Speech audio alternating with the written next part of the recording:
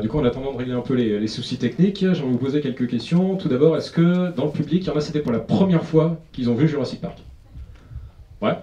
Euh, du coup, bah, c'est bien, c'est intéressant d'avoir justement du public nouveau pour voir un des meilleurs films du monde, donc c'est pas mal.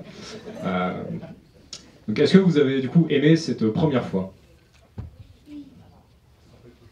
Plutôt des oui. Est-ce qu'il y en a du coup, il y a des trucs qu'ils n'ont pas aimé par hasard? Bon, c'est plutôt rassurant pour un film comme celui-là. Ah, parfait. Bah, du coup, on va pouvoir commencer. Donc, comme on l'avait dit précédemment, donc, je suis Alexandre Alix, je suis responsable des collections géologiques au sein du Muséum de Bourges. Donc, mon travail, ça sert de récolter, collectionner, inventorier, protéger du patrimoine géologique, que ce soit international ou national, et surtout, au mieux, inventorier le patrimoine local du Cher. Donc, aujourd'hui, je suis présent pour vous faire une petite conférence pour les 30 ans de Jurassic Park, après la projection du film. Donc, ah. Petit souci. Pour passer les slides. Normalement, il y a juste la flèche. Ah, c'est bon. Ok, parfait. Donc autant pour moi. Donc on va juste faire une petite présentation du film pour remettre dans le contexte. Je ne vais pas vous faire un résumé parce que du coup on vient de le voir, donc ça tombe bien. Donc pour commencer, il est sorti le 11 juin 1993, donc il y a 30 ans aux États-Unis, et le 20 octobre de la même année en France. Le réalisateur, c'est Steven Spielberg. Il est plus beaucoup à présenter, mais dans le doute, il a également fait Les Dents de la Mer, Indiana Jones et E.T. Et le film, lors de sa sortie, a reçu 3 Oscars du cinéma l'année d'après. Le premier, celui des meilleurs effets visuels, pour bien sûr un son rendu de dinosaures en effet numérique, qui est précurseur dans les effets numériques à l'époque. L'Oscar du meilleur mixage de son pour sa création sonore du cri des dinosaures, et le meilleur montage de son, c'est-à-dire comment incorporer les différents bruitages au sein du film. Donc c'est la récompense surtout pour les techniciens sonores. Donc le film a reçu un énorme accueil critique, et aussi public, hein, il a très bien fonctionné, et il est considéré encore à l'heure actuelle comme un film majeur, déjà de la filmographie de Steven Spielberg, et comme une œuvre populaire. Elle regorge du coup de plein de thématiques, et pour vous donner envie de vous revoir le film une deuxième fois, parce que pourquoi s'en priver, on va étudier une petite scène très rapidement, qui est celle où, au moment où les personnages arrivent sur l'île et doivent attacher leur ceinture après des turbulences. Donc tout le monde arrive à s'attacher sans problème, sauf le personnage d'Alan Grant, qui se retrouve avec 2 boucles identiques. Donc c'est un peu compliqué parce qu'on ne peut pas justement clipser les ceintures. Tout le monde le regarde un petit peu avec un petit sourire, surtout le docteur Ian Malcolm, mais il trouve une solution, débrouillard comme il est, et il arrive à s'attacher en faisant un nœud avec les 2 ceintures. Pas de problème, il y arrive. Donc ça, on peut l'interpréter la première fois qu'on voit le film, même inconsciemment, ça nous donne un peu une idée de dans quel parc est-ce qu'on va arriver. C'est-à-dire que l'hélicoptère de la société d'Ingen qui gère Jurassic Park, ils n'ont même pas été capables de vérifier qu'il y ait des ceintures de sécurité pour tout le monde dans leur hélicoptère. La ceinture de sécurité qui est censée assurer la protection du coup des personnes qui sont à l'intérieur de l'hélicoptère. Donc ça peut déjà nous donner un ordre d'idée des problématiques qui peuvent arriver plus tard en termes de gestion de sécurité. Mais la deuxième fois qu'on le regarde, on peut peut-être imaginer autre chose. C'est-à-dire que les 2 boucles, elles sont identiques et c'est des prises femelles. Et plus tard dans le film, on nous indique que tous les dinosaures du parc sont des dinosaures femelles. Donc ça peut être un avant-goût de nous dire que vous inquiétez pas, ça, vous allez le voir plus tard dans le film, et les dinosaures vont trouver un chemin, comme la ceinture du début, qui trouve un chemin et réussit à s'attacher, même si on a 2 prises identiques, comme pour les dinosaures, qui sont censés être identiques, et qui arrivent à changer de sexe.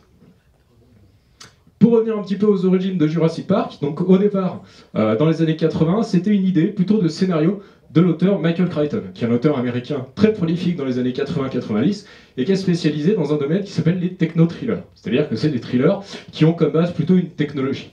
Et du coup, dans ces années-là, ce qui commence à faire un peu parler de lui, c'est du génie génétique. Essayer du coup de cloner des espèces.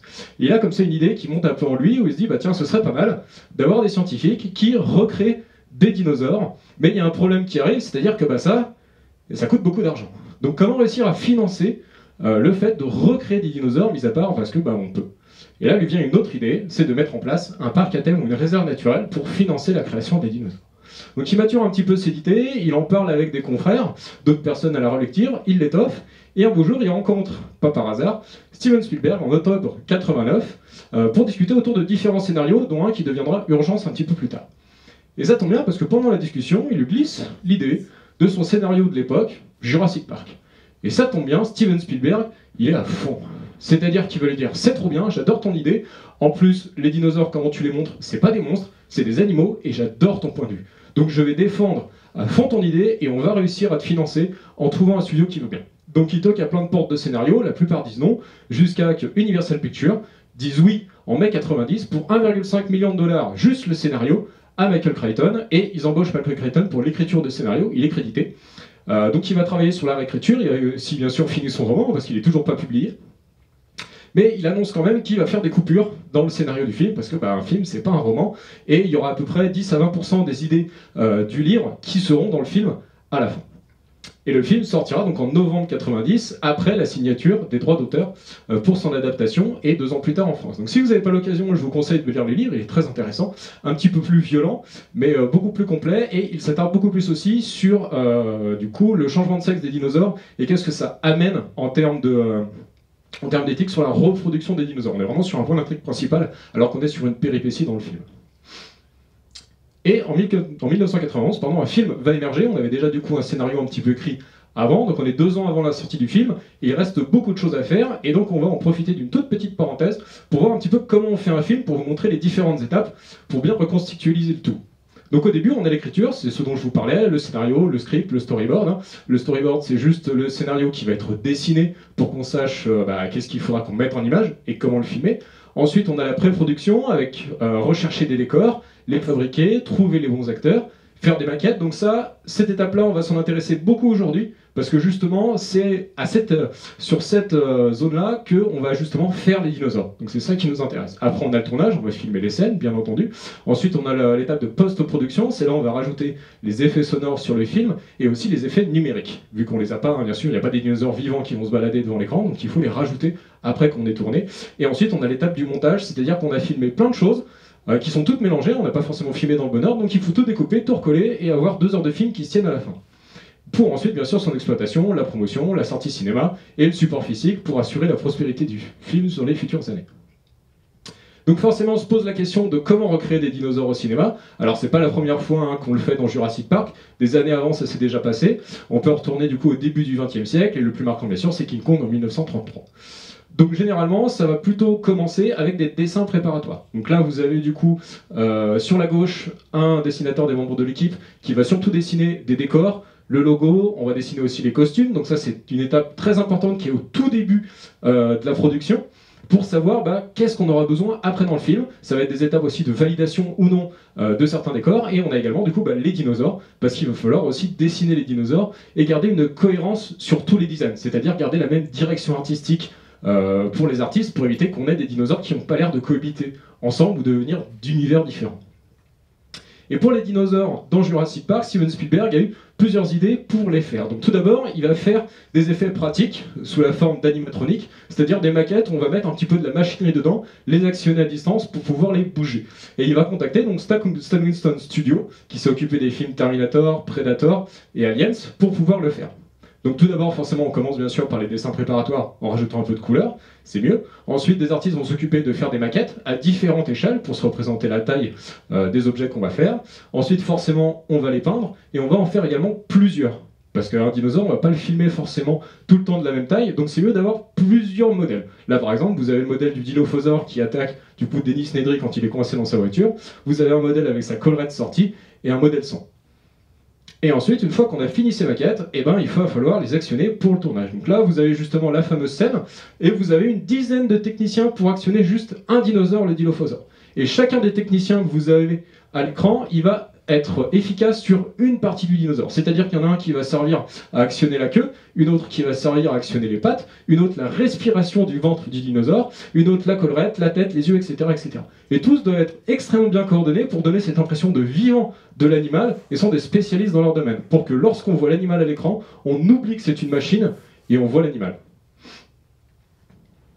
Ensuite, Steven Spielberg appelle un autre de ses connaissances qui s'appelle Phil Tippett pour les dinosaures, on va dire en plan large. Il va appeler du coup un spécialiste de la stop motion. La stop motion, c'est de l'animation image par image. Son nom, ça veut dire animation à l'arrêt. Hein. Donc c'est extrêmement utilisé au cinéma depuis du coup le début du XXe siècle jusqu'à du coup la fin du XXe. Et Phil Tippett du coup avait déjà travaillé notamment sur Star Wars, Robocop. Il travaillera ensuite sur Starship Troopers de Verhoeven et a fait récemment un film Mad God que je vous conseille, même s'il est un peu violent, mais c'est un film qu'il a fait sur des années et qui est un peu le champ du signe de la stop motion. Et donc lui, il va travailler, il va proposer du coup deux modèles principaux, celui des vélociraptors et des tyrannosaures en modèle test pour Steven Spielberg, et va faire des séquences extrêmement combattantes. Ce que vous savez sous les yeux là, c'est justement des tests en stop motion, ce sont des maquettes animées image par image, c'est pas du coup de l'effet visuel. Et on a du coup quelque chose d'extrêmement fluide, d'extrêmement bien rendu, ce qui va convaincre Spielberg de continuer dans ses lois, et il va commander du coup deux séquences à Phil Tippett, la séquence de la course-poursuite dans la cuisine des Raptors, et la séquence de la sortie du tyrannosaure de son enclos. Les deux séquences sont disponibles sur YouTube, sur la chaîne de Phil Tippett dans son intégralité. Si vous voulez la regarder, c'est passionnant, et ça permet d'imaginer un univers parallèle où Phil Tippett aurait continué à travailler sur Steven Spielberg à la fin. Mais malheureusement pour Phil Tippett, ILM est venu toquer à la porte de Steven Spielberg parce qu'ils ont entendu le projet Jurassic Park. ILM, donc c'est un studio d'effets visuels par ordinateur qui ont déjà travaillé sur Star Wars, E.T., Indiana Jones, Terminator, donc ils sont habitués avec Steven Spielberg. Et du coup, ils ont senti le projet. Ils ont dit, bah, ça tombe bien, on va un peu travailler de notre côté et on va faire un squelette en animation par ordinateur et on va le montrer à Steven Spielberg. Donc Steven Spielberg, il est convaincu de voir ce qu'il a sous les yeux, il sait que là, ça va être quelque chose d'incroyable pour rendre ces dinosaures plus vrais que nature à l'écran, et donc il va le valider, le studio ILM, pour travailler sur les effets des dinosaures. Et il va leur demander du coup de préparer des tests avec le tyrannosaure, avec de la peau, des muscles, de la chair, etc. Donc pour ces scènes, c'est un peu le même principe que les autres scènes avec des animatroniques ou autres. On va commencer par faire des storyboards. Là, par exemple, c'est une attaque d'un tyrannosaure sur des gallimimus, et donc cette scène va être reprise dans le film à la fin. Et donc après, on va scanner des maquettes qui sont faites par le studio Star Winsor pour faire des modèles 3D qu'on va ensuite animer, on va rajouter de la lumière, des effets, etc., pour rendre le plus crédible possible. Mais Phil Tippett dans tout ça, et ben Phil Tippett, il a un peu été remercié en disant, bah écoute, c'est très bien la stop motion, mais là, on a trouvé ton remplaçant, et c'est quand même vachement mieux. Donc Phil Tippett, il était un peu dégoûté, surtout quand il a vu le rendu, il s'est rendu compte que pour lui c'était terminé, et il a eu cette phrase I've just become extinct, je viens de m'éteindre, une phrase que Steven Spielberg a trouvé assez rigolote pour mettre dans le film, au moment où Alan Grant se rend compte que son métier sera fini, et que Ian Malcolm lui dit en rigolant, vous voulez dire éteint. Mais Phil Tippett n'est pas parti du projet, il est resté et il est devenu du coup le superviseur des dinosaures. Alors son travail c'était pas juste de superviser que les dinosaures s'échappaient pas, hein, bien sûr, mais c'était d'accompagner les équipes d'ILM Studio pour les différentes scènes où va y avoir des dinosaures. Vu qu'il a beaucoup travaillé sur le vélociraptor et le tyrannosaure, éviter que tout ce travail soit perdu, il va les accompagner, montrer les scènes qu'il a déjà préparées, notamment la scène où le tyrannosaure s'échappe de son enclos et la scène de la cuisine avec les raptors, pour accompagner au mieux ses équipes et faire en sorte que le rendu soit le maximum possible. Et on peut faire du coup une nouvelle comparaison en comparant justement les équipes des ingénieurs et des généticiens de Jurassic Park avec les équipes des ingénieurs informatiques de Star Winsor Studio, où ils avaient tous les deux comme but de recréer des dinosaures pour divertir un public et que ce soit le plus crédible possible. Donc maintenant on va parler un petit peu des dinosaures de Jurassic Park, hein, on va finir un petit peu la présentation et parler de technique, mais on va vite se rendre compte que finalement des dinosaures dans Jurassic Park, il n'y en a pas tant que ça. Le film va durer environ 2 heures et 7 minutes, et finalement, des temps à l'écran des dinosaures qu'on a, on n'en a que 15 minutes au total. Alors sincèrement, pour nous, ça nous semble beaucoup plus long, parce que chaque apparition des dinosaures est très marquante, et là, son utilité, et à la fin, on n'a pas ce sentiment un petit peu d'avoir du surplus de dinosaures. Il y en a tellement qu'au bout d'un moment, on n'est même plus surpris d'en voir. Et si on compare un petit peu les différentes espèces qu'on trouve et le temps d'apparition, forcément en premier, on a notre ami le vélociraptor, qui est du coup l'antagoniste du film, donc c'est normal qu'on l'a le plus, parce qu'il est vraiment le moteur de fuite des personnages, et qui va être à peu près plus de 6 minutes à l'écran. Ensuite, on a le tyrannosaure, la grande star du film, 24% des 15 minutes. Ensuite, la scène du tricératops malade, la scène de la découverte avec les brachiosaures, la scène d'attaque du dilophosaure, la scène des gallimimus. Et une dernière espèce que vous avez peut-être raté si vous avez un peu trop cligné des yeux, c'est les Parasaurolophus, qui sont visibles au moment où Alan Grant voit pour la première fois les brachiosaures, et il s'exclame, il se déplace en troupeau, et on les voit du coup boire à côté de là où se déplacent les brachiosaures.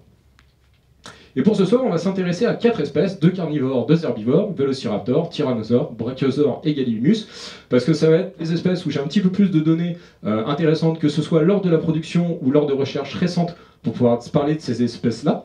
Et on va tout d'abord commencer par le Gallimimus, donc qui est présenté que en image de synthèse, dans une scène justement où il fuit un prédateur, le tyrannosaure, et qu'ils se déplacent un petit peu tous ensemble et tous en mouvement.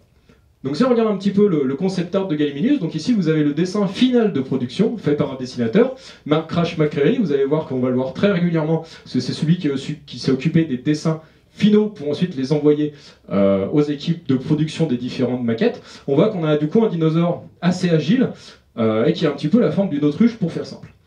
Ici on a une photo très intéressante, c'est son bureau de travail, donc on voit justement la photo du Gallimimus, le dessin final du Gallimimus qui est disponible sur son bureau de travail. On voit juste au-dessus un petit squelette, parce que forcément c'est mieux d'avoir le squelette de l'animal pour deviner sa forme et comment du coup représenter cet animal au mieux. Et on voit un tout petit dessin, faut avoir l'œil, qui est une illustration de Gallimimus d'un paléoartiste. Alors un paléoartiste, c'est un artiste qui est spécialisé dans la représentation d'animaux du passé.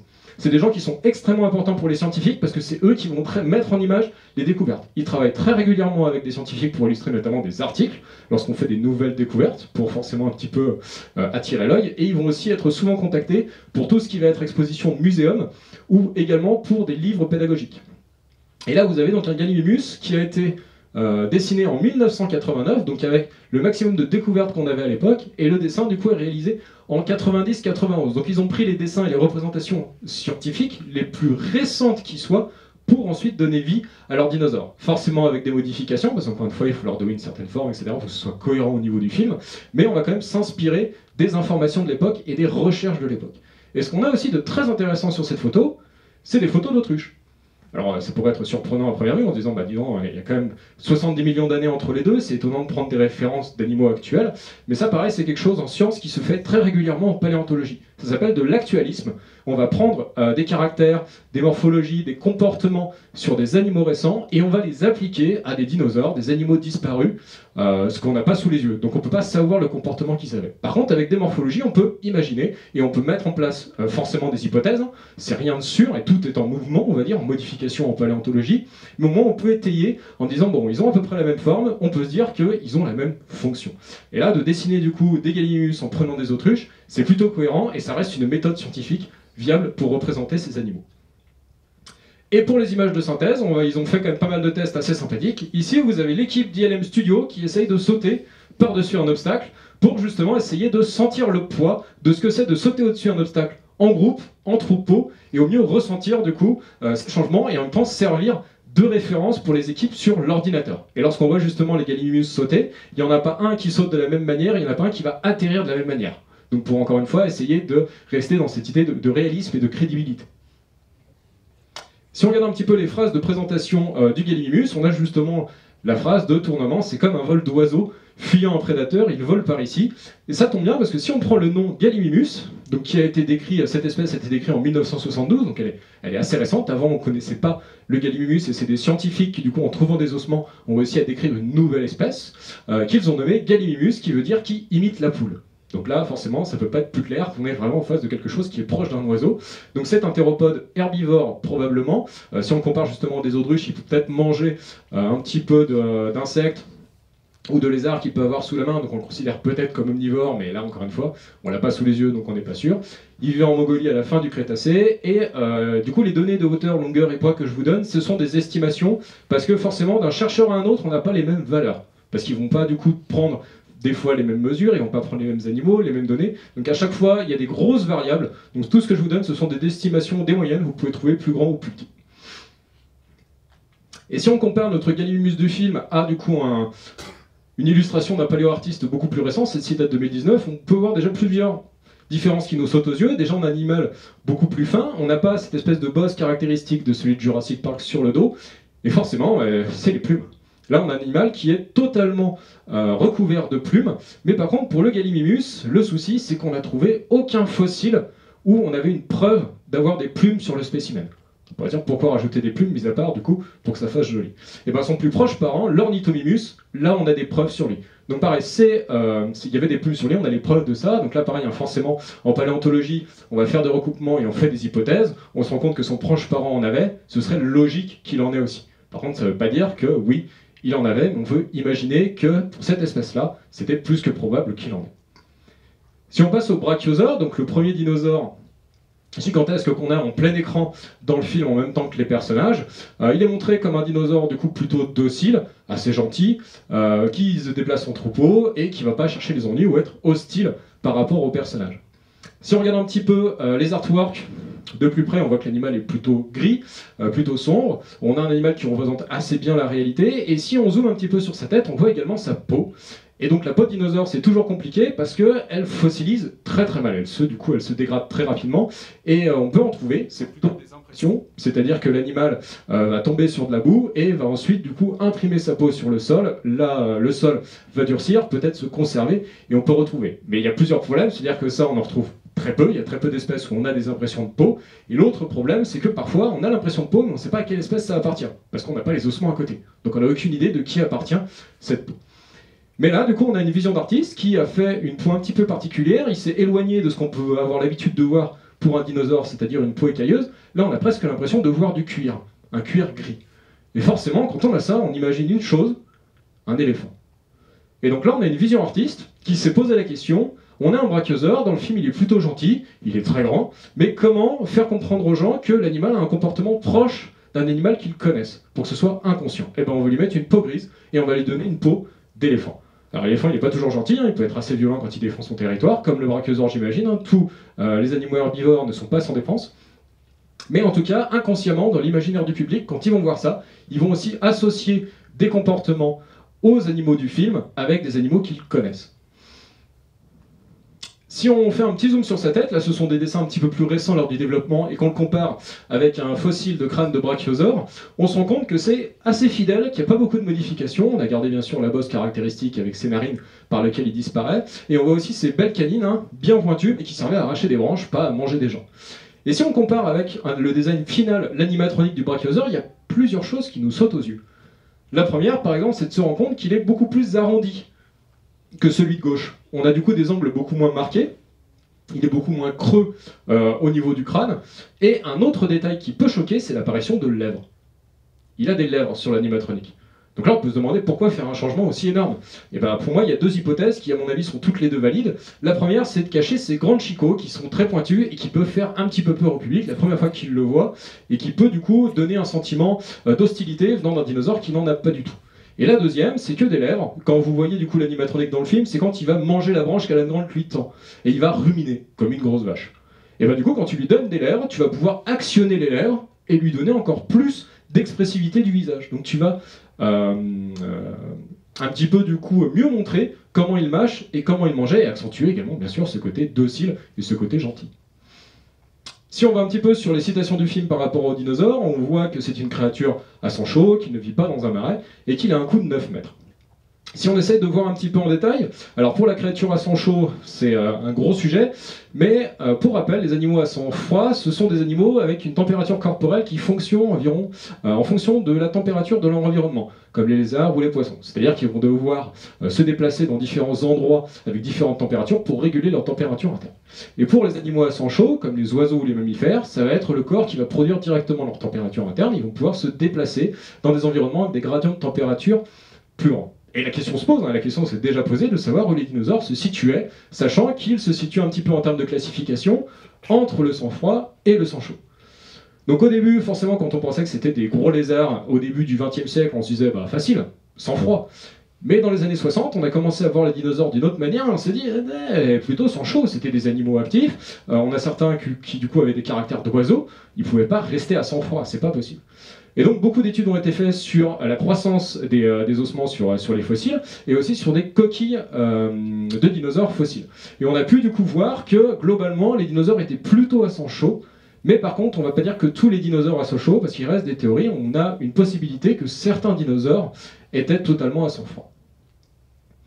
Si on prend une autre phrase, cette chose ne vit pas dans un marais, c'est une référence à une croyance qui était du coup au début du XXe siècle. Ici vous avez une peinture qui date de 1941, que ces animaux étaient trop gros pour vivre sur Terre, c'était impossible, ils étaient trop massifs, ils étaient énormes, la seule chose qu'il leur restait à faire s'ils étaient sur Terre, c'est de s'écraser sous leur propre poids. Donc la seule justification qu'ils avaient, c'était ils vivaient sous l'eau, avec leur tête qui dépassait, et ils avaient du coup leur narine qui leur servait à respirer, ça tombe bien, ça se justifie bien, pas de problème. Mais est arrivée la science moderne et on a dit mais attendez, pas du tout. Cette chose arrive très bien à vivre sur Terre. Et d'ailleurs, on a deux justifications pour dire qu'il ne pouvait pas vivre dans un marais. La première, c'est forcément on a étudié ce qui nous reste du brachiosaure, c'est-à-dire ses ossements. Et on s'est rendu compte que ces ossements n'étaient pas adaptés à un milieu aquatique. Ils ne pouvaient pas survivre à une telle profondeur. Et ensuite, on s'est rendu compte d'une deuxième chose. On s'est dit, attendez, un brachiosaure, ça fait quoi? Ça fait 10 mètres de haut. Si jamais on le met entièrement immergé, ça veut dire que son cœur, ses poumons, ses organes internes, ils sont à quoi? Ils sont à 8 mètres de profondeur. La pression, elle est énorme. Son cœur ne pourrait même pas battre à cette profondeur. Donc c'est impossible qu'il puisse vivre dans un marais. La seule solution, c'est justement qu'il puisse se déplacer à quatre pattes, sur la terre ferme, et sans avoir aucune difficulté. Donc le brachiosaure, il a été du coup décrit par le professeur Higgs en 1903, donc il y a plus de 100 ans, et du coup forcément son nom signifie lézard à bras par rapport avec ses 4 gigantesques pattes qui lui servaient à se déplacer. Donc c'est un sauropode herbivore, c'est un groupe du coup de grands dinosaures herbivores. Il a été découvert aux États-Unis à la fin du Jurassique, mais si on regarde bien, on a une hauteur estimée à 10 mètres, alors que dans le film on a un coup de 9 mètres. Il y a un petit souci de calcul, quoi. Ça veut dire qu'on a au moins un dinosaure qui devait faire facilement 15-16 mètres de haut. Donc on peut imaginer que Steven Spielberg a eu un peu la folie des grandeurs et a voulu un dinosaure encore plus grand, forcément pour accentuer ce gigantisme lorsqu'on voit le dinosaure pour la première fois, comme si un dinosaure de 10 mètres, c'était pas suffisant. Si on remonte un peu dans le temps, là je vous parlais justement un petit peu de découverte des paléontologues, ici vous avez une photo de 1899 de deux professeurs, dont Riggs qui est à droite, qui étudie les restes de sauropodes, donc de grands dinosaures, herbivores, qui vivaient aux États-Unis. Donc c'est un spécialiste de ce groupe, mais le brachiosaure à cette époque n'était pas encore découvert. Et ça tombe bien parce que l'année d'après, il va faire une fouille en 1900 dans le Colorado, et là vous avez du coup un collègue préparateur pour l'échelle, et ils vont tomber sur un numérus. Et du coup, en tant que scientifique, son travail c'est de comparer avec ce qui a déjà été découvert, pour justement vérifier si c'est un nouveau dinosaure ou si c'est juste un dinosaure qui a déjà été décrit avant. Donc il va regarder les caractéristiques de l'humérus, il va comparer avec d'autres ossements qu'il a trouvés sur ce site, et il se rend compte que finalement, l'animal il n'a jamais été décrit. Donc il va pouvoir faire un article scientifique, donner toutes les caractéristiques de l'animal, il aura même du coup l'honneur de le nommer, et il va le nommer Brachiosaurus, et du coup ce sera lui qui aura décrit pour la première fois une espèce de dinosaure, c'est comme ça qu'on décrit des dinosaures. Mais maintenant, du coup, les représentations du brachiosaure ont beaucoup évolué en 100 ans. Du coup, à la base, on imaginait plutôt qu'il avait un cou à 90 degrés par rapport au corps, comme on voit un petit peu dans Jurassic Park ou dans la représentation que je vous ai montrée. Elle a beaucoup évolué. Là, il y a du coup, au début du XXIe siècle, on imaginait qu'il avait plutôt un cou légèrement penché vers l'avant et un petit peu en S, histoire que ça fonctionne pas mal. Et là, récemment, grâce à notamment les nouvelles technologies qui arrivent en paléontologie, des ordinateurs, on va faire des modélisations 3D du squelette du brachiosaure, notamment sa colonne vertébrale, et on va dire à l'ordinateur de lancer des programmes pour essayer de chercher quelle est la meilleure position de repos du brachiosaure. C'est-à-dire que nous, notre position de repos, c'est ça, parce que du coup, dans cette position, on va consommer le moins d'énergie. Nos muscles ne sont pas trop tendus, c'est l'os qui va globalement, c'est le squelette qui va globalement du coup soutenir la posture. Donc on va demander à l'ordinateur de générer des points de tension sur les différents contacts des différents ossements, et on va lui demander la simulation où il y aurait le moins de tension possible. Alors encore une fois, c'est une simulation, on imagine que probablement c'est à ça que ça ressemblait, mais on est encore sur de l'hypothèse, et c'est pas exclu que dans 10 ans, ça change encore. Si on passe un petit peu à la grande star de Jurassic Park, évidemment, le tyrannosaure, le grand prédateur, qu'on va montrer de plein de manières différentes et sous plein d'angles différents. On a de l'animatronique, on a du CGI, on le voit sous tous les angles, et on a plein de caractéristiques pour le décrire, mais au début il ressemblait pas du tout à ça. Donc ça, c'est des photos que j'ai pu prendre d'un site de vente aux enchères, donc j'ai pas toutes les infos, mais ça date de l'été 90, donc vraiment du début de la production. On rappelle que du coup les droits ont été signés en mai 1990, et on se rend compte que c'est déjà une reproduction assez ancienne de l'animal. On est sur une posture qu'on appelle la pose du kangourou. C'est vraiment les poses très anciennes des dinosaures du début du XXe siècle, où un dinosaure bipède va être quasiment vertical par rapport au sol, et la queue va toucher par terre, comme un gros lézard. Et si on fouille un petit peu, on se rend compte que du coup l'image qui est utilisée pour la référence, ça vient d'une reconstitution de Tyrannosaurus Rex par Osborn en 1917 dans une publication. Et Osborn, c'est un paléontologue américain, et c'est lui qui a décrit pour la première fois le genre et l'espèce Tyrannosaurus Rex. C'est la personne qui l'a décrite du coup dans un article en 1905, si je dis pas de bêtises, et là vous avez du coup une proposition de reconstitution pour lui à quoi ressemblait le Tyrannosaurus Rex. Et si jamais vous êtes attentif, la posture du milieu en haut, ça vous dit quelque chose si vous zoomez sur la tête. Ça va mieux? C'est du coup le design original qui est utilisé pour la couverture du roman et le logo de Jurassic Park. Donc on a vraiment du coup la science qui est vraiment dans l'ADN, si je puis dire, de Jurassic Park, et on retrouve même du coup des reconstitutions très anciennes. Alors forcément elles ont très évolué depuis le temps, mais c'est un hommage de rendre justement à la personne qui a décrit pour la première fois le tyrannosaure, de rendre hommage à sa reconstitution dans le logo. Donc ensuite la reconstitution a beaucoup changé, on est passé quand même à une reconstitution un petit peu plus moderne avec notre corps de dinosaure qui est parallèle par rapport au sol, mais on est encore sur une reconstitution un petit peu reptilienne, avec un peu une gueule d'alligator. Donc Crash, notre illustrateur du début, est passé par là et a dynamisé un peu le tyrannosaure pour lui donner une aire beaucoup plus rapide, beaucoup plus agile, et qui est même encore un peu différente vu que notre modèle à la fin du film est un petit peu plus massif. Si on regarde un petit peu les phrases, une phrase célèbre du film, c'est justement que son acuité visuelle est basée sur le mouvement. Et on va voir si nos personnages ont survécu dans le film, s'ils avaient réellement un tyrannosaure en face d'eux. Si on prend du coup des recherches assez récentes sur le tyrannosaure, du début du XXe siècle, du début du XXIe siècle, pardon, on se rend compte que ça a intrigué beaucoup de personnes de savoir si justement le tyrannosaure était un prédateur qui voyait très bien ou pas, sachant qu'on savait déjà qu'il avait un odorat extrêmement fin et extrêmement développé par rapport à sa taille. Donc déjà, même s'il ne voyait pas les animaux, il pouvait les sentir. Donc la transpiration d'Arendt, il l'aurait très bien senti, ça, il n'y a pas de problème, surtout vu la distance à laquelle il le sentait. Et on a commencé à reconstituer au saut d'autres tyrannosaures, et on s'est rendu compte d'un truc très important, c'est que le tyrannosaure, il avait les yeux en face, il avait une vision binoculaire, il voyait devant lui. Comme des prédateurs, par exemple le guépard, qui a une vision binoculaire en face. Et ça, c'est très important parce que ça nous permet de saisir des objets en 3 dimensions, de savoir à quelle distance est l'objet. Donc pour un prédateur, c'est super important de savoir s'il a une proie, si elle est éloignée ou pas, et savoir quand est-ce qu'il faut mordre. Alors que si vous prenez une proie, comme une gazelle, elle va plutôt avoir une vision sur les côtés pour justement vérifier s'il y a des prédateurs. Donc malheureusement, le tyrannosaure, il n'avait pas une vision basée sur le mouvement, il voyait très bien, et il n'y avait aucun problème pour être un chasseur actif. Une autre phrase bien sûr célèbre, hein, c'est le moment où un Gallimimus se fait manger, un des enfants est terrifié et l'autre n'a qu'une seule envie, c'est de regarder.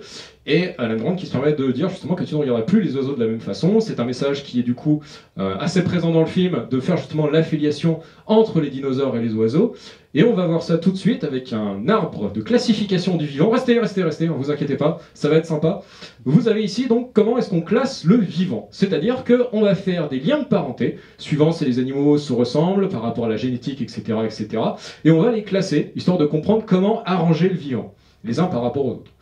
Si on zoome un peu, on a justement notre groupe des dinosaures. Et dans les dinosaures, bah forcément, on a tous les groupes que je vous ai montrés avant, les sauropodes avec notre joli brachiosaure, et les théropodes avec justement notre bon vieux tyrannosaure. Et les oiseaux dans tout ça, eh ben, ils sont juste au bout, ils sont juste là.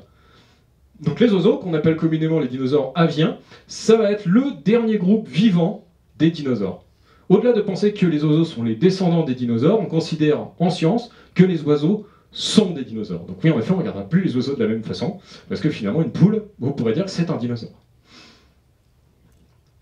Pour le tyrannosaure, dans la réalité, forcément, son nom, roi des lézards tyrans, c'est assez connu. Il a été du coup décrit en 1905, donc pareil, il y a plus de 100 ans.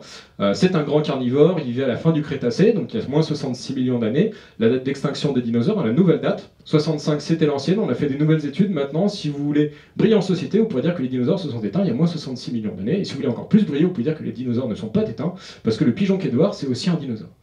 La hauteur, la longueur et le poids est assez proche de celui qu'on voit dans le film et de la réalité, donc ça, il n'y a pas de problème. Mais par contre, il y a un détail qui est assez fâcheux et qui a fait beaucoup débat aussi dans la sphère scientifique depuis quelques années, où on a commencé à se poser la question de savoir si les dinosaures avaient des lèvres ou pas. Parce que ça reste une vaste question sur la représentation, justement.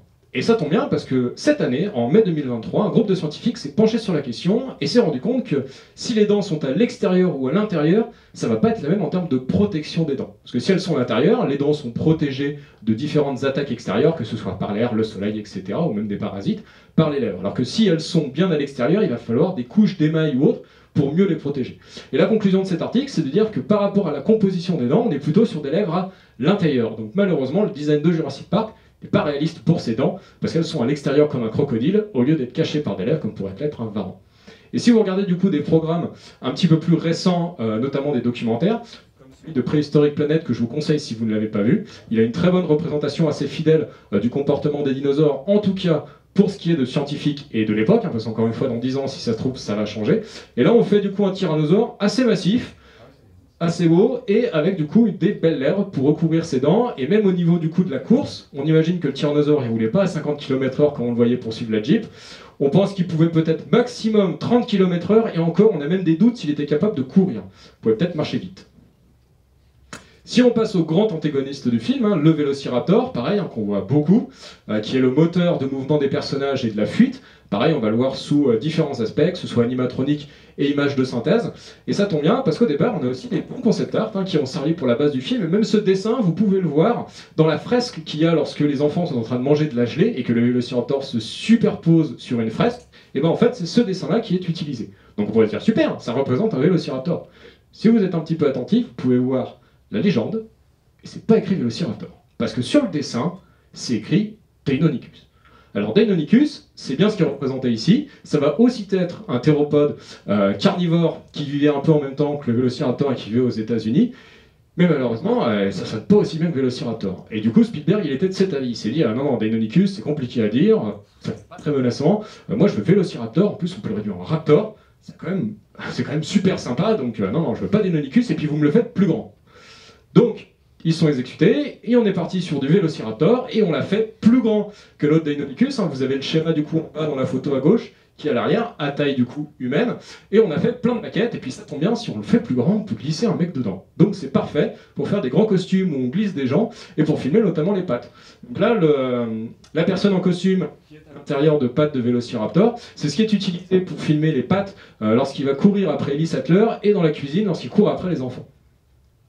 Et du coup, ça nous permet de faire des belles maquettes taille réelle, totalement complètes, qui sont très crédibles et qui peuvent être également scannées pour être utilisées dans les images de synthèse pour avoir une cohérence visuelle la plus proche possible de ce qu'on fait en maquette, pour éviter justement d'avoir un petit peu des dissonances. On se rend compte qu'il y a un souci parce qu'ils n'ont pas la même taille ou ils se ressemblent pas beaucoup. Et si on prend justement une des caractéristiques du Vélociraptor, c'est Alan Grant qui dit tout fier d'avoir trouvé un Vélociraptor qui est visiblement beaucoup plus grand que notre Deinonychus habituel, mais de dire que, regardez, il a des poches d'air, il a un os, il a des os du coup typiquement d'oiseau, il n'y a pas de problème, et il y a un enfant qui s'amuse à dire, oh, ça va, c'est pas l'air très effrayant, c'est juste comme une grosse dinde, avant d'être traumatisé à vie par Alan Grant, en imaginant être dévoré vivant par ces bestioles. Donc il dit que c'est juste une grosse dinde, ça se voit qu'il n'était pas dans le film et qu'il n'est pas allé sur l'île, parce que sinon forcément qu'il dirait pas la même chose en face de ces monstruosités de 2 mètres de haut. Mais par contre, si on cherche un peu et on se dit, mais à quoi ça ressemble dans la réalité un Vélociraptor? Eh ben, c'est une grosse dinde. Et du coup, notre petit garçon qui était traumatisé à vie et qui aura du coup pour 5 ans de thérapie, c'était celui qui était le plus proche de la vérité scientifique de tout le film. Impressionnant, donnez-lui un doctorat. Donc notre Vélociraptor mongoliensis, finalement, il faisait 50 cm de haut, il pesait 15 kg. Alors bon, c'était un prédateur très efficace, il avait toujours sa griffe rétractile à la patte, donc c'était un chasseur efficace, très connu, et on a du coup beaucoup de preuves de prédation, notamment sur un fossile qui est très connu, où il est mort en même temps que sa proie, enseveli sous un tas de sable, qu'on montre du coup un instinct de prédation assez efficace, mais quand même 50 cm de haut, il nous arrive au genou. Et l'autre problème, c'est qu'on l'a trouvé en Mongolie. Alors que si on se souvient du début du film, Alan Grant il est en train de déterrer un Vélociraptor aux États-Unis dans le Montana. C'est quand même pas la porte à côté, on se demande comment il s'est retrouvé là. Mais si on essaie de regarder un petit peu la famille du Vélociraptor, qui sont les Dromaeosauridae, on a du coup toute une famille complète de théropodes qui ont du coup plusieurs caractéristiques communes, notamment du coup la griffe, la fameuse griffe rétractile. Et on va en garder 3. On va garder le Vélociraptor, le Deinonychus qu'on a dit au début, et un petit dernier, l'Utahraptor. Et on va faire un petit qui-est. On va essayer de trouver à qui correspond notre Vélociraptor du film. Donc si on prend le vrai Vélociraptor de la vraie vie, qu'on le compare au vrai Vélociraptor, on se rend compte que bon, il partage le même nom, c'est tout. Parce qu'il est trop petit, et en même temps il vivait en Mongolie, donc pas aux États-Unis. Donc ça tombe mal, notre Vélociraptor mongoliensis, c'est pas le bon Vélociraptor. Si on prend le Deinonychus, alors ça tombe bien, il avait le même nom, bon, qu'au début, et voilà, c'est juste Steven Spielberg qui a décidé de le changer, mais par contre, ça tombe bien, il vivait en Amérique du Nord. Donc on se rend compte que c'était vraiment Deinonychus qui était censé être les méchants du film au départ, mais le souci, c'est qu'on est encore trop petit. Il nous arrive du coup à la hanche. Donc après, bon, forcément, Steven Spielberg l'a rendu plus grand pour qu'il soit plus menaçant, donc on peut imaginer que ça peut être notre ami Deinonychus qui est présent dans le film, mais c'est sans compter le petit dernier, l'Utahraptor, qui du coup nous arrive à la tête. Donc c'est la bonne taille. Il vivait aussi en Amérique du Nord, d'où son nom Utahraptor. Donc on veut se dire, mais c'est parfait. Pourquoi Spielberg il n'a pas choisi lui? Il vivait en Amérique du Nord, donc il n'avait pas besoin de changer le setting du film. Et en plus, Raptor quoi. C'était nickel. Alors pourquoi? Et la réponse elle est toute simple, c'est que Utahraptor n'a été décrit qu'en 1993. C'est-à-dire que lors de la production du film, pendant que tout le monde sait ces petits dessins, on ne savait même pas qu'un Vélociraptor qui était pile la bonne taille et qui vivait aux États-Unis existait dans le monde. C'est quand même incroyable. Et donc, c'est quand même le meilleur coup de promo de l'histoire du cinéma, parce qu'on a le même Vélociraptor du film qui a été décrit la même année aux États-Unis que la sortie du film. Voilà, pour conclure, j'espère que cette petite présentation vous a permis de mieux voir à quel point Jurassic Park, malgré forcément des défauts, on n'est pas à 100% similaire à la réalité, a quand même voulu donner une crédibilité à ces animaux, une crédibilité scientifique, malgré des changements et des modifications, mais il faut aussi imaginer que Jurassic Park, il a 30 ans dans les dents. Donc il y a plein de modifications qui sont changées, et il faut toujours garder à l'esprit que la paléontologie est une science en constante évolution. C'est en constante évolution par rapport à nos découvertes et par rapport à la technologie. On ne peut jamais être sûr de rien, c'est que des théories, mais par contre c'est toujours passionnant de faire des nouvelles découvertes et de mieux comprendre comment la vie a évolué et comment des changements ont eu lieu. Donc je voulais vous remercier de votre attention et d'être resté du coup pour cette petite présentation. Je voulais remercier également l'équipe du cinéma de la Maison Culture de nous donner la chance de pouvoir projeter Jurassic Park et de faire cette conférence, et également mes proches et du coup l'équipe du muséum qui m'a soutenu pour faire cette conférence devant vous ce soir. Merci beaucoup.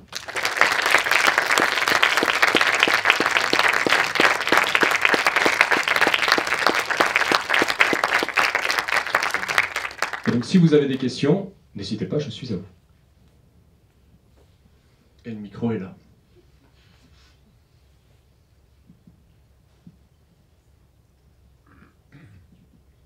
C'est une interro après. Hein, donc,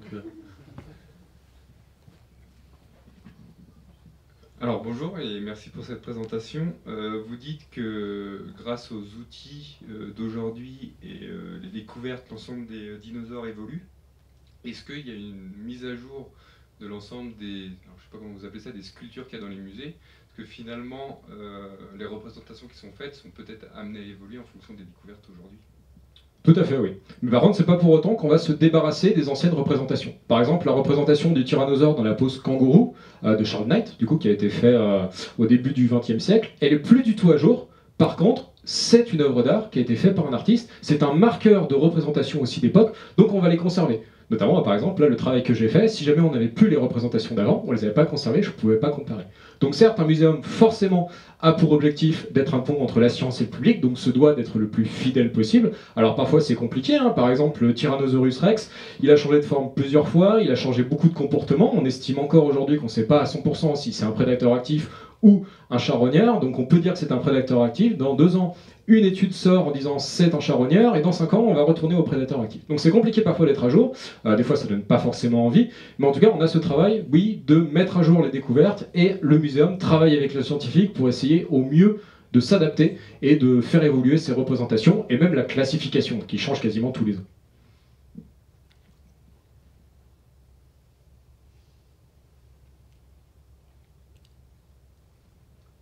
autour du fantasme de reconstituer la vie préhistorique, après le film, à un moment donné, voilà, tout a été battu en brèche et c'était impossible. Et puis récemment, il y avait, c'est par rapport au mammouth, je crois, hein, que certains envisagent de recréer le mammouth. Donc finalement, est-ce que on peut imaginer ça possible? Alors tout à fait, hein, c'est aussi la grande question du film et le grand fantasme, comme vous dites, c'est est-ce qu'on peut recréer des dinosaures? Alors forcément, j'aime bien répondre que, alors oui, c'est très bien, mais on a quand même 2 heures de film qui nous montrent que c'est une mauvaise idée et que c'est quand même pas terrible de le faire, quoi. Mais en soi, il y a toujours beaucoup de scientifiques qui se demandent comment faire. Alors pour les dinosaures, c'est impossible, on ne peut pas recréer de l'ADN de dinosaures à partir de l'ambre, parce que l'ambre, lorsqu'elle conserve des animaux à l'intérieur, elle va évacuer les fluides qui sont à l'intérieur, que ce soit le sang, les organes, tout ça, ça disparaît, tout ce qui nous reste, c'est la coquille. Donc on n'a plus rien. Donc il nous reste pas de sang, donc ça déjà c'est raté. Après, généralement ce qu'ils font actuellement pour les dinosaures, c'est ce qu'on appelle du reverse engineering. C'est-à-dire qu'on va prendre un embryon d'oiseau et lors de l'étape embryonnaire, lorsque l'embryon va se former, on a en fait plusieurs étapes d'activation de gènes. Et avec de la manipulation, on peut réactiver des gènes ancestraux. Et c'est comme ça qu'il y a quelques années qu'ils ont réussi à faire pousser des dents sur un embryon de poulet. Alors il n'est pas venu à maturité, etc. C'est pas non plus un dinosaure, hein. Même si on le met à maturité, ce ne sera pas un dinosaure, ce sera juste un poulet avec des gènes ancestraux qui feront apparaître des dents sur la mâchoire. Et après, pour tout ce qui est mammouth, donc là c'est pareil, hein, c'est quand même beaucoup de questions sur faire revivre des espèces disparues. Bon, il y a toujours la question de pourquoi faire ça finalement. Alors c'est vrai qu'il y a des arguments un peu plus intéressants qui ont été menés sur la réintroduction d'espèces disparues notamment assez proches, que ce soit mammouth ou rhinocéros laineux, pour les réintroduire en Sibérie, parce que c'est des très bons pièges à carbone, et pour faire du coup vivre un écosystème, donc refaire vivre la Sibérie, un état un petit peu plus ancestral. Mais la plus grosse problématique, c'est la mère porteuse, lorsqu'on refait un embryon de mammouth, c'est pas du tout compatible avec un éléphant. Donc on arrive en fait à peu près à séquencer de l'ADN de mammouth, même si on n'est pas encore à 100% bien sûr, parce qu'on a beaucoup de manques, mais on arrive à retrouver de l'ADN de mammouth dans les différents cadavres de mammouth momifiés. Mais on n'a pas ce qu'il faut pour les mettre à terme et avoir des bébés mammouths à la fin. Et la question se pose aussi de savoir si on aura vraiment des bébés mammouths, vu que forcément l'espèce s'est éteinte.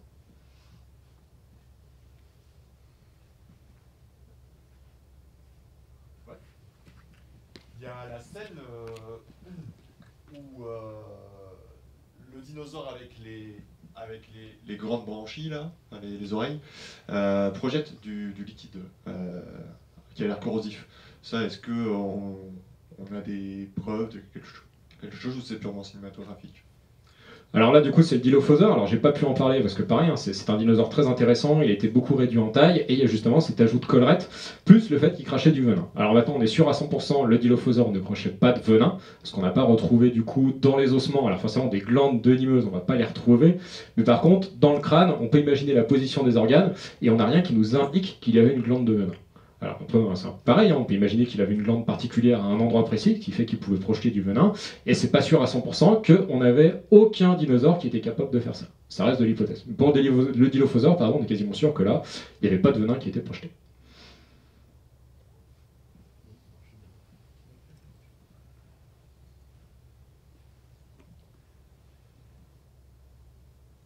Y a-t-il d'autres questions ou tout assez? Ça concerne le comportement grégaire là, en troupeau de. Alors, j'ai encore oublié le nom de celui-là, mais pareil, quel est l'état des connaissances là-dessus Donc pour si les dinosaures vivaient en troupeau, donc ça dépend forcément des espèces, et ça dépend d'une chose toute simple, c'est comment est-ce qu'on retrouve les ossements.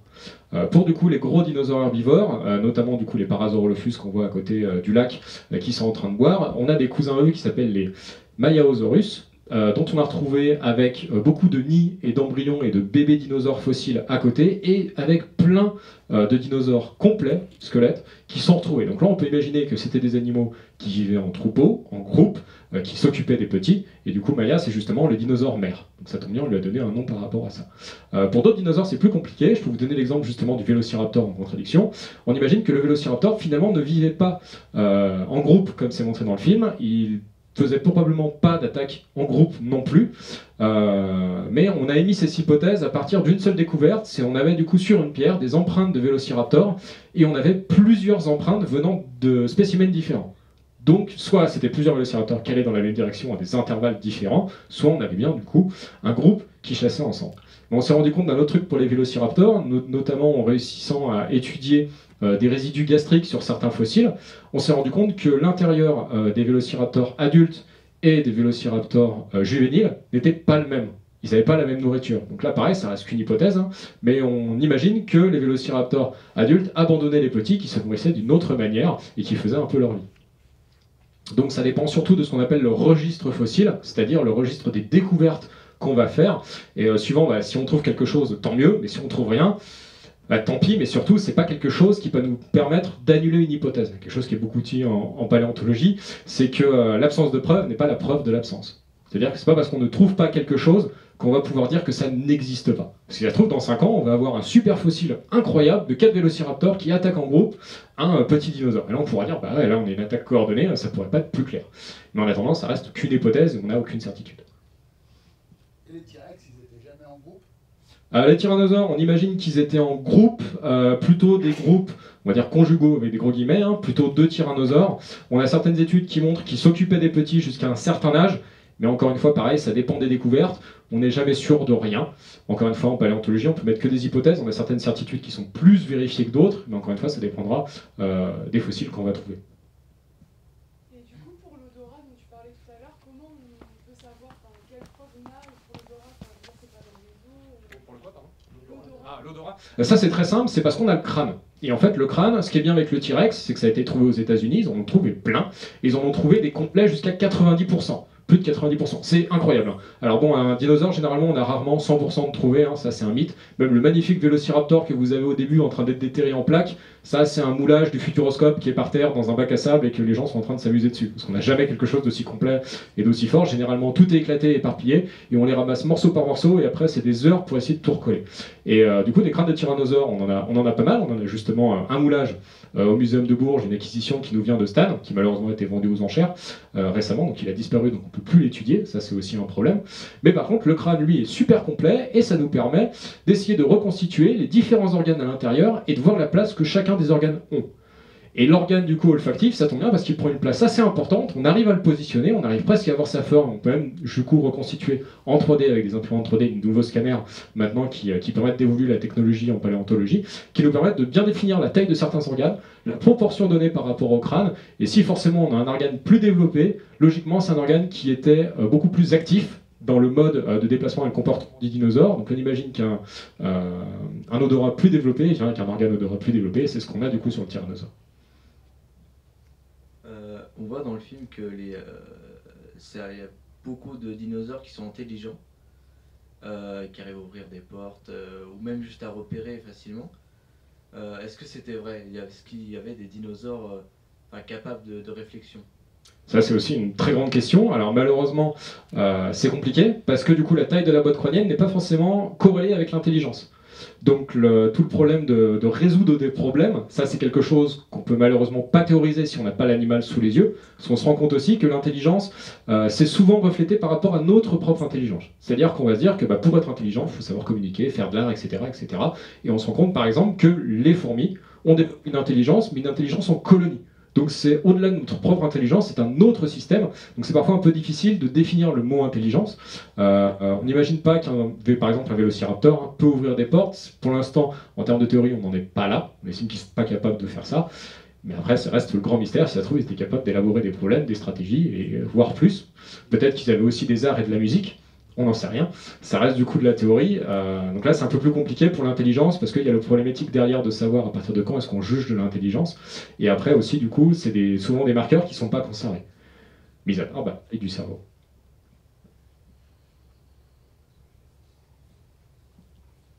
Et qu'est-ce qui se baladait dans le Cher du coup à l'époque des dinosaures? Alors dans le Cher, à l'époque des dinosaures, la réponse elle est très simple. Il n'y a rien qui se baladait parce qu'il y avait que de l'eau. Donc dans le Cher, à l'époque des dinosaures, on était au temps. Ah, non, si, c'est bon. Ça a l'air de marcher. On peut changer. Vous parlez plus que. Donc, à l'époque, on était plutôt au Jurassique, donc il y a 150 millions d'années. Crétacé, je vais y arriver. Non. C'est mieux. Ah, peut-être, ouais. Ouais. Je vois celle-là. Ça va, en effet, ça rend un peu mieux.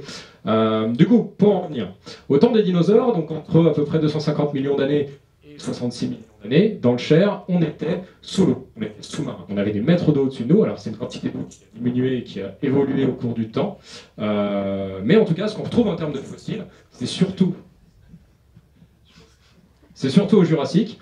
Il y a 150 millions d'années. Donc globalement, on a ce qu'on appelle du calcaire crayeux de Bourges, qui est souvent utilisé si vous baladez en centre-ville, vous les trouvez dans les devantures de maisons, avec un petit peu de fossiles. Et on a surtout des petits coquillages, des coraux.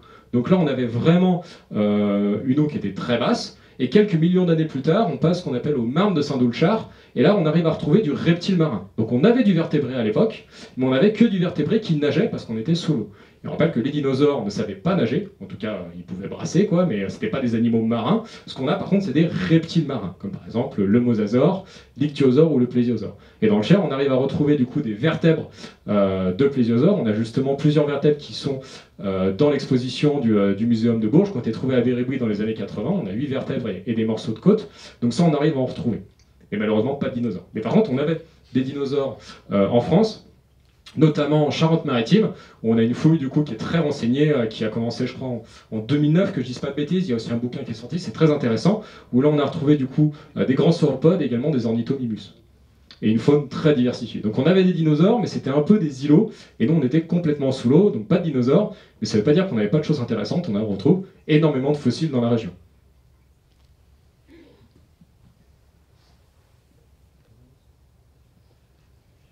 Et sur la question des dinosaures, là, ce serait quoi la dernière grande découverte là, qui a un peu bouleversé aussi le monde scientifique?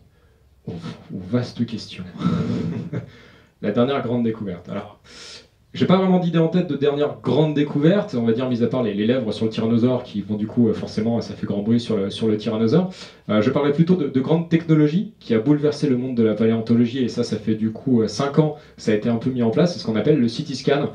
C'est-à-dire qu'on va faire une radiographie d'un ossement ou d'un bloc de roche, et on va avoir une imagerie 3D numérique de l'objet par ordinateur. C'est-à-dire qu'on va avoir une radio en 3 dimensions de l'objet sur l'ordinateur, et c'est pas destructif. Ça veut dire qu'on ne casse rien, mais on voit tout ce qu'il y a à l'intérieur. Et ça révolutionne la paléontologie, parce qu'on peut réétudier des plaques fossiles qu'on n'a pas vraiment envie de nettoyer plus, parce qu'on risque de casser l'objet et de tout casser. Et on se rend compte, par exemple, sur un lézard, qu'il avait une queue de 4 cm. Avec cette nouvelle technologie, on se rend compte qu'en fait, la queue, elle enroulait sur 7 cm en tout dans le corps. Donc ça nous permet de réétudier beaucoup de fossiles, donc c'est ça un petit peu la révolution de la paléontologie moderne. C'est des nouvelles technologies d'imagerie 3D, en plus de l'impression 3D. Après, en autre grande découverte qui est un petit peu rigolote, c'est pour parler, alors je veux les étapes parce que du coup, on va parler de Jurassic Park 3 et du Spinosaurus. Mais le Spinosaurus, c'est un enfer de reconstitution parce qu'il a été décrit avec 4 morceaux de fossiles de mâchoire dans les années 20 à 30 qui ont été trouvés en Égypte. Ça a été mis dans un super beau muséum à Berlin. Et puis il y a eu la Seconde Guerre mondiale et les bombardements. Donc du coup, tous les fossiles qui ont servi à décrire le spécimen, qui sont super importants, parce que si jamais on compare ces organismes avec ceux qu'on a trouvés, ça nous permet de savoir si c'est la bonne espèce, disparue, plus rien. Donc il a fallu attendre plusieurs années après qu'on ait redécouvert d'autres spécimens, et notamment des vertèbres, et qu'on a réussi, juste avec les dessins, parce qu'il nous restait les dessins des spécimens conservés au départ, à les boucler avec la nouvelle espèce.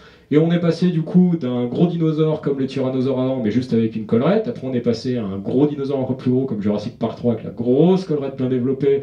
On a commencé à dire peut-être qu'il vivait sous l'eau. Après on a eu des nouvelles découvertes avec des vertèbres de la queue qui ont en fait des énormes apophyses qui permettent de tenir des muscles. Donc on s'est rendu compte qu'en fait il avait une palette natatoire au lieu d'avoir une queue bien droite comme le tyrannosaure. Donc ça a totalement chamboulé sa représentation et son mode de vie, et à peu près tous les ans maintenant, on a un nouvel article qui sort sur le Spinosaurus et qui modifie totalement son comportement et son mode de vie. Donc là, par exemple, pour les représentations en muséum, c'est un enfer, parce que tous les 2 ans, il va falloir changer, il est plus à jour.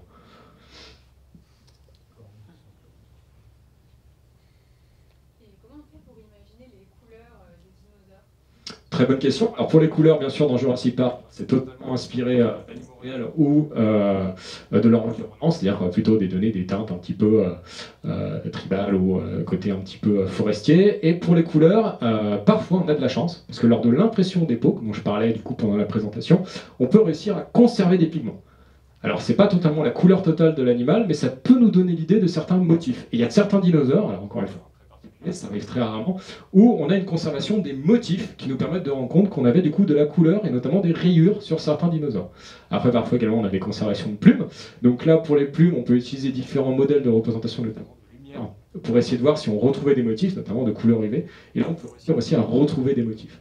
Mais généralement, les couleurs, c'est totalement libre à l'artiste, et ils se font très plaisir pour imaginer plein de choses différentes. Mais ça permet aussi de faire rêver un petit peu l'imagination sur ces animaux.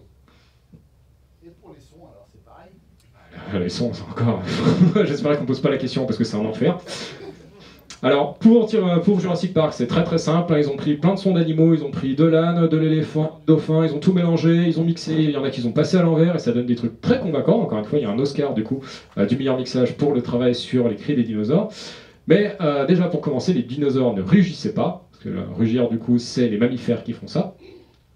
Et il y a beaucoup d'études qui ont été faites sur justement la voix des dinosaures. Il y en a qui pensaient qu'ils pouvaient chanter comme des oiseaux, donc ça aurait été très mélodieux, mais ça aurait été un petit peu forcément casse-rêve par rapport aux monstres qu'on a en face de nous.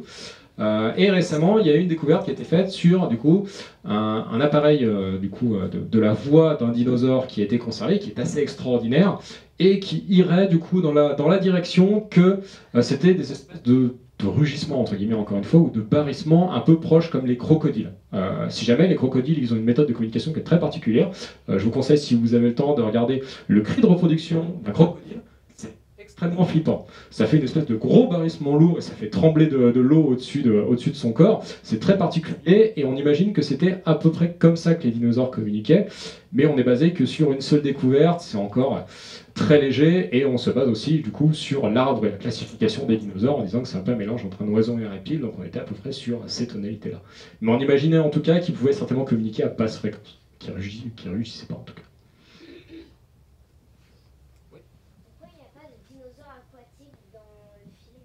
Alors, il n'y a pas de dinosaures aquatiques parce que tout d'abord, je suis trop loin. Il n'y a pas de dinosaures aquatiques parce que tout d'abord, les dinosaures aquatiques n'existent pas, ce sont des reptiles marins. Mais surtout, il n'y a pas de dinosaures aquatiques parce qu'il y a plusieurs problèmes. Le premier problème d'un dinosaure aquatique, c'est que, si jamais on parle du reptile marin, c'est qu'il faut que l'animal aquatique se fasse piquer par un moustique, sous l'eau, on rappelle, pour que son sang soit conservé et que la méthode fonctionne. Donc c'est un peu compliqué, mais on peut imaginer qu'un cadavre soit du coup piqué et qu'ensuite le sang est conservé. C'est peut-être comme ça qu'il y a un mosasaure du coup dans Jurassic World par exemple. On peut imaginer ça. Mais après, c'est surtout qu'ils ont décidé de se focaliser sur quelques espèces. Alors j'imagine qu'ils en avaient bien plus. On voit notamment la séquence où Dennis Nedry prend des embryons, et en tout il y a 15 espèces, et on n'en voit que 7. Donc on peut imaginer d'autres espèces. Après c'était peut-être forcément aussi plus cher de faire du coup des dinosaures aquatiques dans le film, donc on a essayé de se restreindre. Pareil, un truc intéressant, c'est que, je me permets de faire une petite digression, c'est que dans le film on voit pas de dinosaures à plumes. Mais en 1990, on savait déjà qu'on avait quelques dinosaures à plumes. Alors ça peut être plusieurs réponses. La première forcément c'est de se dire que des dinosaures à plumes c'était pas forcément vendeur. On imagine du coup des grosses dindes, donc bon déjà qu'on se moque un peu de ça dans le film, c'était un peu dommage de leur montrer des grosses dindes.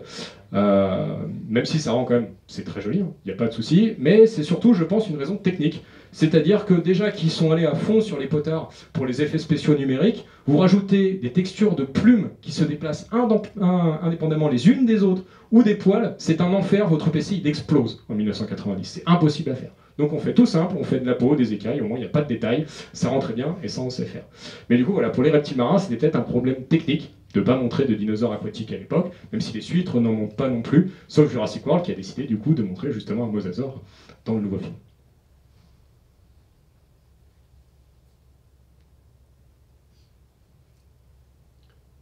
Je crois qu'on a été assez complet. Merci beaucoup Alexandre. Merci à vous.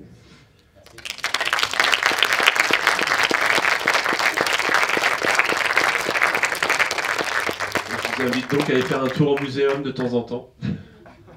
On a un dinosaure. On a parfois des pigeons qui se baladent devant l'entrée, donc n'hésitez pas.